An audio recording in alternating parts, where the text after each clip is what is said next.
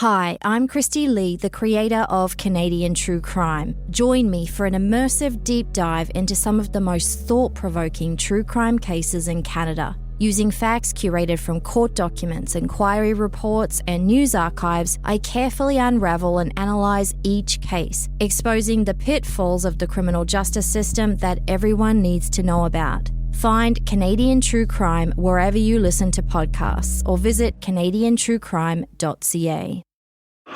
You're listening to a Frequency Podcast Network production. This season of Island Crime contains material that might be difficult to hear. Sweethearts explores themes of human trafficking, sexually exploited youth, violence, and murder. Please take care while listening.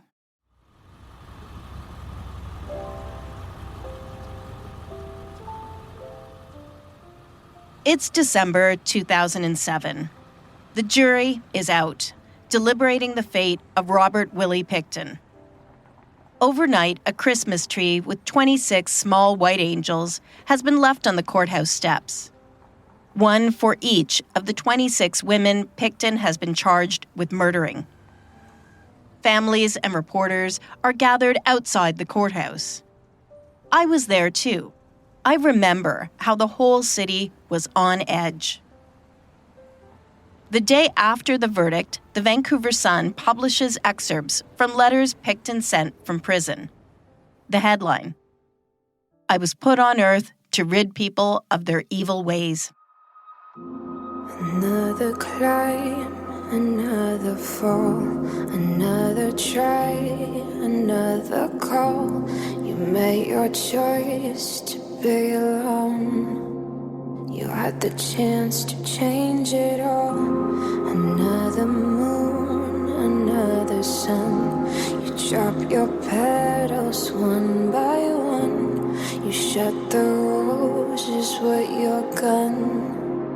You didn't stay, you chose to run. I'm not mad, I'm just sorry.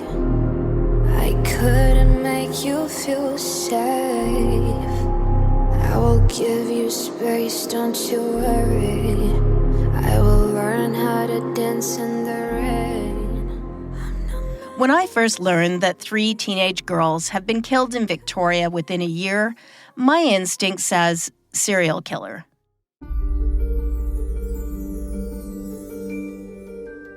But when I begin reading about their cases, police authorities at the time are leaning heavily into the position that there is nothing to link the cases. There's absolutely nothing that I'm personally aware of that would say that they're linked. Here's retired Victoria detective Don Bland once again. Bland is a major crimes investigator at the time of the murders. The disposal of the victims, various places, methods, cause of death. At the time, there was no question that we could establish a link between them, other than they're in a dangerous business.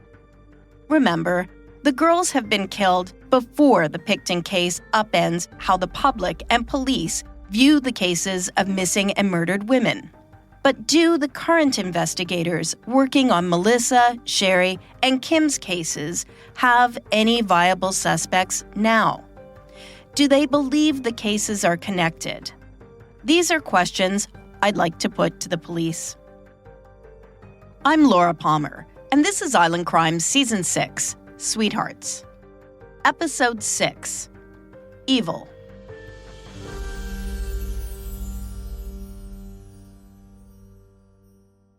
There are 3 different police authorities handling these cases. Back then, as now, Victoria's policing is fractured between multiple municipal departments and RCMP detachments. The Greater Victoria region has a population of roughly 280,000 and 8 different police jurisdictions. All 3 of the police authorities involved in the investigations have declined to be interviewed about the cases. These are voice actors reading the brief responses I get back from each of the spokespeople who respond to my requests. The RCMP hold Melissa Nicholson's file, specifically E Division, BCRCMP Major Crime Unit. That's because Melissa Nicholson's body is found in Shawnigan Lake, just outside Victoria. Corporal Alex Berube is my media relations contact. He makes the request. I just heard back from the investigators. However, for specific and operational reasons, they are respectfully declining an interview. Kimberly Gallup was murdered at the Colony Inn in downtown Victoria. Her case is with the Victoria Police Department. Here's the response I received back from Constable Terry Healy of the Community Engagement Division. Good afternoon, Laura. I have spoken with our historical case review section, and this isn't something we have the capacity for at this time. Cheri Lynn Smith was found in the bushes in a rural area of Saanich. The Saanich Police Department hold her file. Hi, Laura. Thank you for your emails. At this time, we will not be providing comment. I can confirm that the investigation into the death of Cheri Lynn Smith is active and being handled by the Saanich Police Major Crimes Unit. None of these responses are surprising. The police in Canada are extremely tight-lipped. But that's seemingly not the case when they are speaking on the Victoria City Police Union podcast. You're listening to the True Blue podcast, sponsored by the Victoria City Police Union. Real stories told by real police officers working in Victoria and Esquimalt. What are the streets of Victoria and Esquimalt really like? The True Blue podcast will give you some personal insights into what happens when wearing a police uniform. Welcome back to the True Blue podcast. I'm Matt. It's an interesting perspective, and I'm a regular listener. And it is here, during a wide-ranging 3-part episode with retired Saanich police officer Chris Horsley, that I inadvertently learn the most up-to-date information on Cheri Smith's case. And perhaps information that could prove important to both Kimberly and Melissa's files. Have a listen to part of retired Victoria Staff Sergeant Police Matt Waterman's interview with Chris Horsley. When I worked in major crime, there, off the corner of your desk was some older files that hadn't been solved and so on. So, you might carry those files and you're trying to do things like maybe DNA or, newer technology might help you. But some files just never got solved, which I'm sure you guys had the same issue. Still trying though. We have. Yeah, so they stay active, right? Yeah, we have a 1990 homicide. Cheri Lynn Smith was a young girl here living in Greater Victoria who was working in the sex trade, and she disappeared from a street corner down in downtown Victoria. Her body was subsequently discovered off Munns Road, so quite a rural area of Saanich. Yeah, and. That was revisited even just before I retired. So a few years ago, we're looking at other potential DNA hits, options for DNA analysis off clothing, because the standard of DNA threshold for testing continues to fall. So as you mentioned, Matt, an exhibit might have been seized 30 years ago, and up until just a handful of years ago, it wasn't testable. But now the threshold has changed. So the current standard for the National RCMP lab is 450 picograms. So you need at least 450 picograms of material to do a test. However, private labs such as BCIT, the British Columbia Institute of Technology, they will actually test as low as 150 picograms. Really? So significant opportunity. And we've used BCIT to do testing for us. I know the families of the murdered teenagers are interested in the use of modern DNA technology to help solve the cases. I keep listening. I mentioned the 1990 murder of Cheri Lynn Smith, who was working as a sex trade worker. In the last podcast, I happened to mention a member of Saanich, Dane Nicholson. And when I was the staff sergeant detectives, someone has to always carry a file. Yeah. So Dane was assigned the Cheri Lynn Smith. And a member had done work just 10 years before on it as well. For Daryl Harris from Saanich had that file and did a bunch of work as well. But Dane took it to another level where he not only looked at the Cheri Lynn Smith, he started to go beyond Saanich. And that's where we mentioned the partnerships. He started to look at other jurisdictions. And then he also started to look at similar murders and missing people, which I don't think had been done up until this time. And we were finding sex trade workers that are still listed on our police database as missing, and all from the same time frame. So I have absolutely no doubt at all, based on Dane's conclusions, and he put together a PowerPoint, that around 1990, 1989, 90, 91, that there was a serial killer in Victoria killing street workers. Yeah.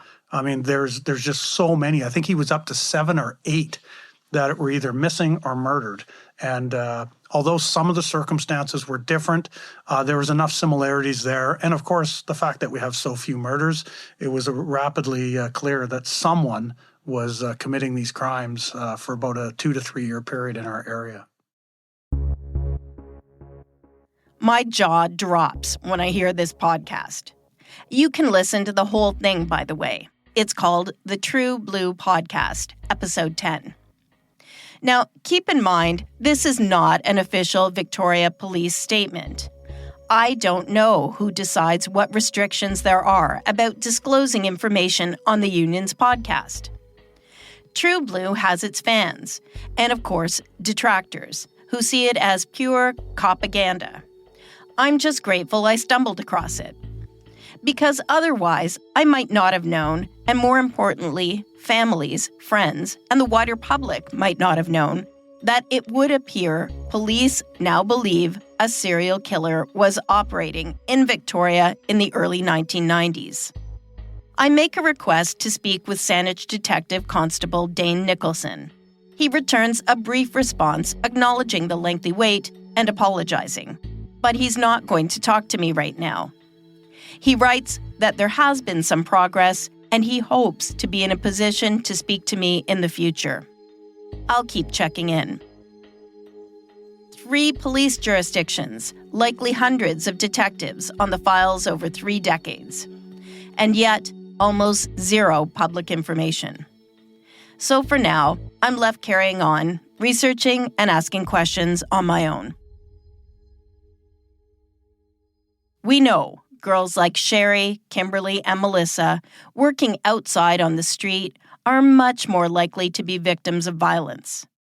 I read reports and examine statistics here in Canada, trying to discern any patterns of murders of those in the sex trade. Unsolved homicides are the highest for incidents involving victims who are sex workers. They are more difficult to solve in part because they usually don't involve family members or accused who are otherwise well known to the victims. Unsurprisingly, those who kill sex workers are mostly male, with previous criminal convictions. Their median age is 33. Nancy Ann Clark is friends with Melissa Nicholson. You may recall Melissa's brother Sean mentions that the 2 girls were friends. Nancy also goes by the name Nancy Greek. One retired detective I speak with tells me Nancy and Melissa lived together for a time.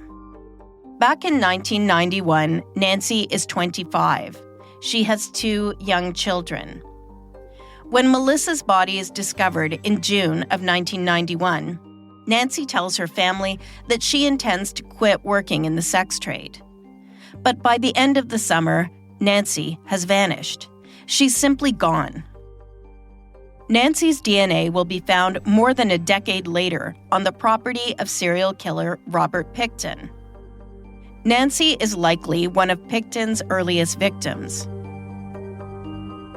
In her book, On the Farm, veteran journalist and author Stevie Cameron touches on the connection between Clark and Pickton. The last time anyone saw Nancy Clark was on August 22, 1991, when she was spied around midnight working on the Stroll in downtown Victoria. She was just 25 years old, had a tattoo of lilies and a butterfly on her left wrist, and lived with her 2 little girls, one just an 8-month baby and the other 8 years old. Clark disappeared on her daughter's 8th birthday, something out of character for a woman devoted to her children. Grant Smith and former deputy chief who knew Clark described her as a caring and responsible woman.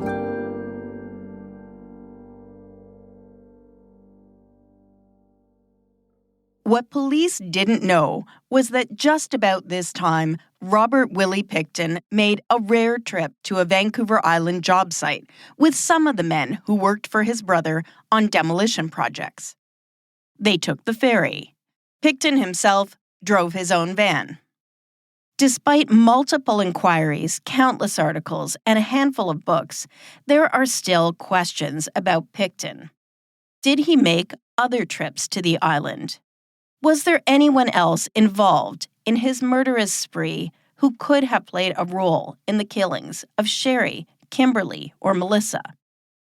The monstrousness of Pickton's crimes, the number of women killed and disposed of in such a horrific fashion, means that to this day, Robert William Pickton still casts a long, dark shadow. In this case, one that crosses the Strait of Georgia.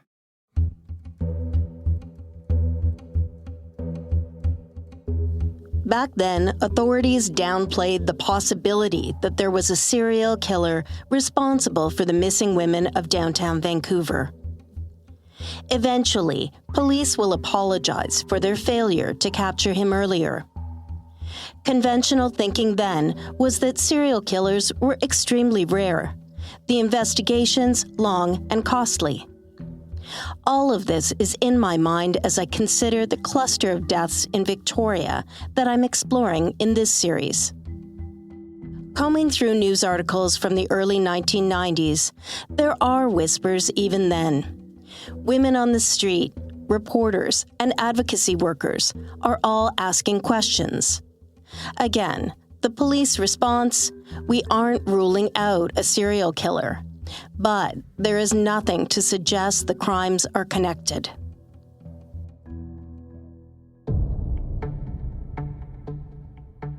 And yet, there are multiple reports that detectives on the cases are talking to each other. The RCMP on Melissa's case, the Saanich police who have Cheri's file, and the Victoria police who have Kimberly Gallup's murder in their jurisdiction. In June 1991, a Vancouver Sun story reports investigators are comparing the murders of the 3 Victoria prostitutes with others on the mainland and in the U.S. Violent crime behavior analysts are involved. They call it Project Eclipse. But it's not until almost a decade later, in 2001, that a joint forces operation called Project Even-Handed considers the missing women on the downtown east side.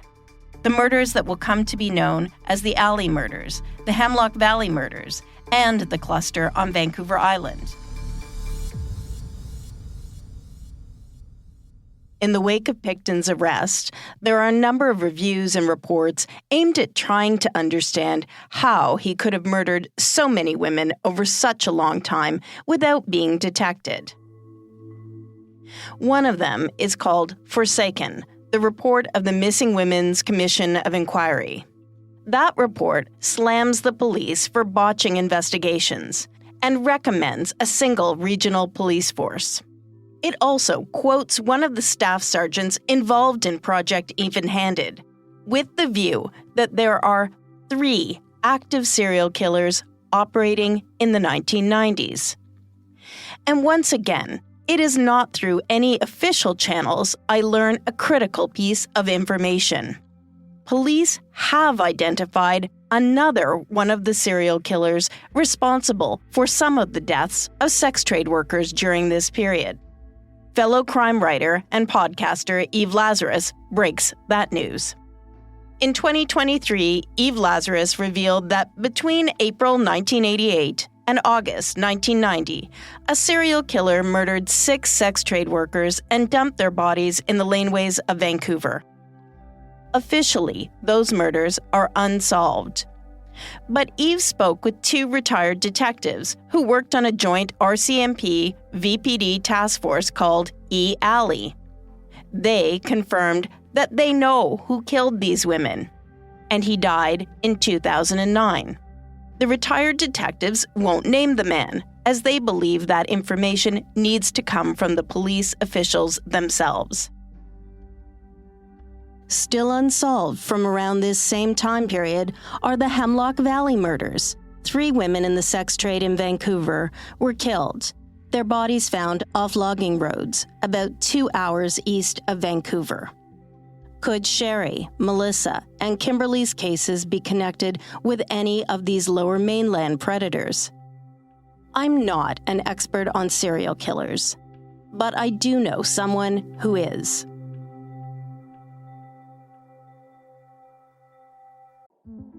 In 2007, TV network CBS dropped 40 kids in the middle of the New Mexico desert as part of a brand new reality show. These kids would have to build their own society from scratch. And if this sounds like Lord of the Flies to you, well, it was meant to. We were on this mission together, and we were going to prove to the world that we could make a better society than adults could. I'm Josh Gwynn, and I want to know what this wild TV experiment was really about. Split Screen, Kid Nation, a 6-part podcast from CBC. Available now.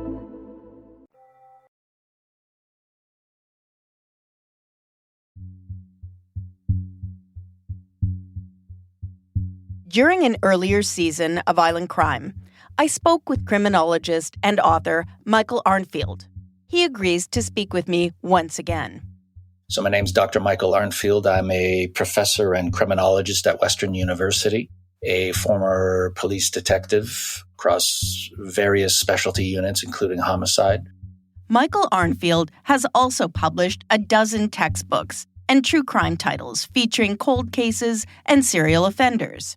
I provide him with the basic circumstances and ask him to offer his thoughts. Well, my first impression was obviously, and this is showing up more and more, whereby the true crime ecosystem is able to identify at least the more responsible and rigorous true crime products out there. So whether they be podcasts or publications or streaming broadcasts, are identifying linkages in cases, in cold case homicides that have never really been reported on before. And there's, I think, just an increased awareness of the existence of serial offenders and the fact that when you have these significant cases, particularly compressing in time and space at a specific location, like on Vancouver Island in the early 90s, like that's relatively compelling in terms of it being a recurring location. We talk for a time about the context in which the murders of Cheri, Kimberly, and Melissa have occurred. Remember, we know that serial killer Robert Pickton has begun murdering over on the mainland, just a ferry trip away. We also know now about the alley murderer in Vancouver around the same time period, allegedly responsible for 6 killings of women in the sex trade. And there are the 3 unsolved murders of the Hemlock Valley killer, again, targeting women in the sex trade. I'm shook by the notion that 3, and now possibly 4, serial killers could have been actively killing women in the sex trade on the west coast of BC in the 1990s. But Arnfield is unsurprised. The Pacific Northwest of the United States has always been deemed significant in terms of serial offenders. So some of the more notable ones have emerged out of there. And there is actually peer-reviewed research on the interconnectivity between climate and crime. So we see this in the United States, and it's never really been discussed in terms of the BC phenomenon in Canada as Canada's equivalent of the Pacific Northwest United States. I mean, essentially the same culture, same climate. So when you hear about these trends on the West Coast that seem to buck the stats for the rest of the country, it's not entirely surprising. And it's just an observation that criminologists have made over the years that there seems to be, if not a disproportionate number, certainly noteworthy offenders emerging from that area. So the fact that this is all happening in BC around the same time, again, as you've got offenders like, Gary Ridgway in Washington State, I mean, prolific homicidal necrophile and serial sex killer. And, your Ted Bundys and your other offenders who hailed sort of from Washington State. It's not entirely surprising. Victims like Cheri, Kimberly, and Melissa are likely targets, at risk because they have been trafficked and marginalized. It's a group that is essentially a stock pond of available victims for a motivated offender. Officials may tend to be less inclined to consider the existence of a pattern because there are certain pre-existing stereotypes assigned to the victims, and serial offenders often know this. Streetwalkers in particular versus escorting, which has some degree of vetting, are extremely high risk because they're in what we call known vice areas. And this is a term coined by the National Center for the Analysis of Violent Crime years ago in the United States, whereby places where whether the open-air drug use or prostitution is essentially tolerated, these are places that motivated offenders know that they can essentially go shopping for vulnerable victims who will get into a car without asking many questions, who will, again, put themselves in harm's way to feed their addiction or because they're being trafficked or abused, any number of reasons. So really they are accessible. They are victims who are on the margins frequently. So if they go missing, it's not as though someone is immediately looking for them that buys the offender time. We know serial offenders often target marginalized groups. Number one, because they're available and vulnerable. But Arnfield also describes a sort of forensic countermeasure advantage. He believes offenders often know that these cases will sort of be consigned to the dustbin. But why specifically were each of these young women targeted? Why Cheri? Why Melissa or Kimberly? I mean, the research on this is pretty solid that offenders, serial offenders, sexual murderers in particular, will always have an ideal victim in mind. They will have an archetype that forms their fantasies. And this is really, the fantasies are what drive the offending. And will eventually, in theory, gravitate towards victims who are in that sort of fantasy spectrum. I'm trying to pull from Arnfield any insights which could be helpful in understanding these cases. We talk for a time about the kind of people who victimize sexually exploited women like Cheri, Melissa, and Kim.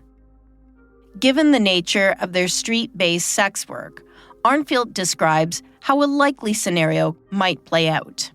Identified approach and attack methods used by serial sexual murderers. I mean, a recurring one is the ruse con, luring somebody under false pretenses. So whether or not they're a recurring, genuine client or whether they pose as a client in order, again, to get them into the car or to get them to a second location, that is entirely common. Because they're standing on a corner, these aren't ambush style or blitz style attacks, which is again part of the literature in terms of how these approaches are identified.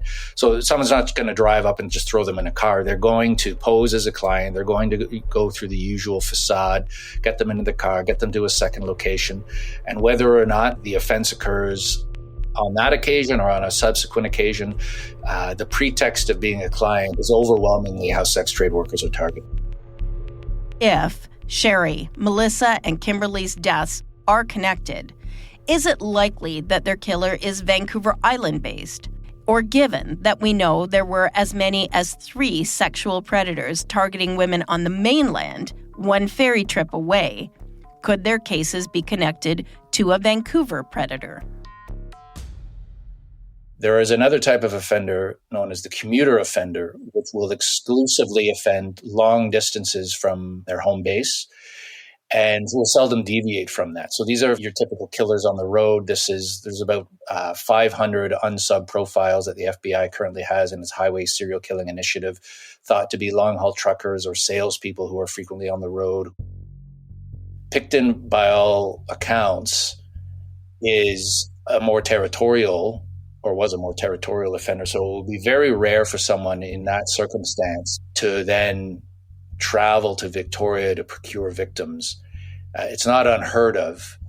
But again, once these people get into a routine, so if you're accustomed to targeting victims in a specific neighborhood, whether it be sex trade workers or other people, you know the layout of that neighborhood, you know the police response, you know generally parking lots or what businesses you can take a victim to as a secondary location. You're not then going to just hop on a ferry or on a plane for that matter and try your hand at it in a completely different city where you don't have home field advantage.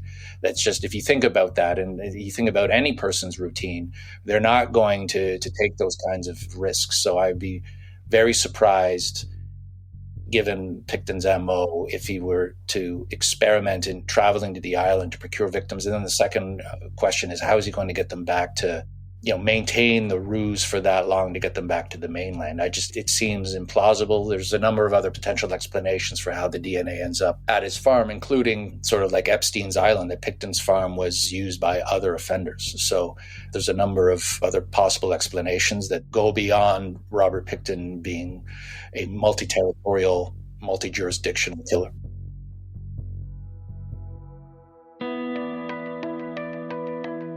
Remember, Nancy Greet Clark's DNA was found on the Picton farm. The 25-year-old woman vanished from downtown Victoria in August of 1991, just a few months after her friend Melissa Nicholson was murdered. Picton was never charged with Nancy Clark's murder. I'm tempted to ask Picton myself. He's still alive, behind bars where he will be for the rest of his life. Back when I was in local news, I interviewed him about, of all things, taxes on his pig farm. But I'm loath to have that conversation, and I'm not sure I could trust whatever he tells me anyway. So we have the possibility of a connection to the Lower Mainland, and the Greater Vancouver area also has multiple police jurisdictions. Even without the potential complication of a Vancouver-based offender, Cheri, Melissa, and Kimberly's cases involve 3 different island police authorities: the Victoria Police, the Saanich Police, and the RCMP. Michael Arnfield wonders if an offender could have been exploiting the fractures to their advantage. Some of the earliest known examples of this being used strategically by offenders in Canada occurs in southwestern Ontario, where you've got a number of municipalities with their own police service and then surrounded by hinterland patrolled and policed by the Ontario Provincial Police. So similar circumstance where in the 60s and 70s we see a disproportionate number of victims kidnapped in London, murdered at locations unknown, and then dumped in OPP jurisdiction. So the crime scene, the confirmed crime scene, occurs obviously where the body's found. So that's typically the agency that has jurisdiction and takes charge of the case. We also know, we've seen this in other cases. I mentioned Ted Bundy before, and again, I hate to keep coming back to these often overused names, but there's another example of an offender who would not only cross county lines and state lines with victims, but would often dump property at random in different jurisdictions just to create confusion, whereby a victim's belongings are found in one jurisdiction. So that's a suspicious find. There'll be an investigation opened into that. Something else is found in a different jurisdiction.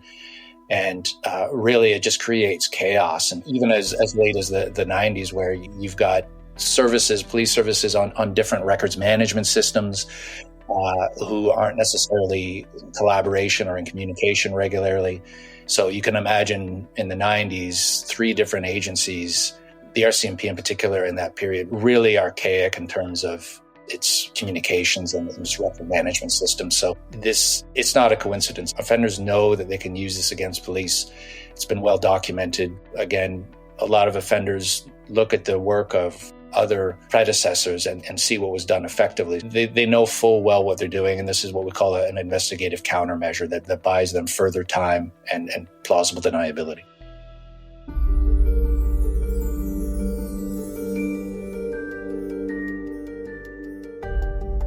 Could the murders of Cheri, Kimberly, or Melissa be linked to any of the Lower Mainland serial killers from that time? Picton, the Alley Killer, or the Hemlock Valley Killer? These days, that idea might seem less likely. Traveling back and forth in a vehicle on a ferry requires money and lots of planning. But back then, ferry travel was cheaper and easier. And of course, there's also the possibility that Victoria had its own serial killer. I believe the number of deaths in such a short amount of time suggests they are connected and that a serial predator could well be responsible. What prevented these murders from being solved back then? And what will it take to crack the cases now? That's where I'm headed in the next 2 episodes of Sweethearts.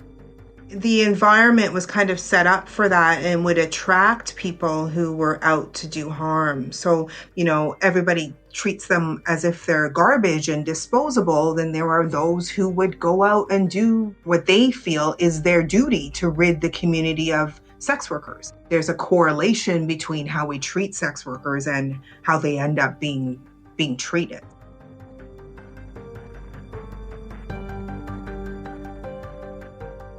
I'm Laura Palmer, and this is Island Crime Season 6, Sweethearts. If you or someone you know may be a human trafficking victim, call the Canadian Human Trafficking Hotline at 1-833-900-1010. The hotline is a confidential multilingual service. It operates 24/7 to connect victims and survivors with social services, law enforcement, and emergency services. It also receives tips from the public.